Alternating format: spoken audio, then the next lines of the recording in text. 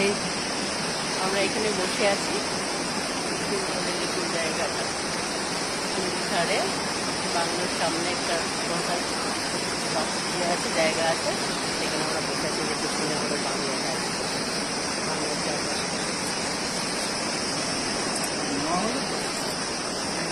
পেছনে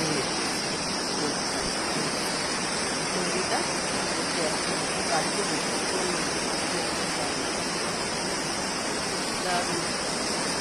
খুব ভালো লাগছে।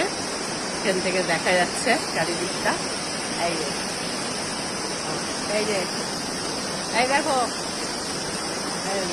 বসে আছে, আমরা দুজনে বসে আছি। সুন্দর জায়গা, খুব ভালো লাগছে জায়গাটা। এটাই সৌন্দর্য, প্রকৃতির মাঝে বসে থাকা, প্রকৃতিকে দেখা, এটাই।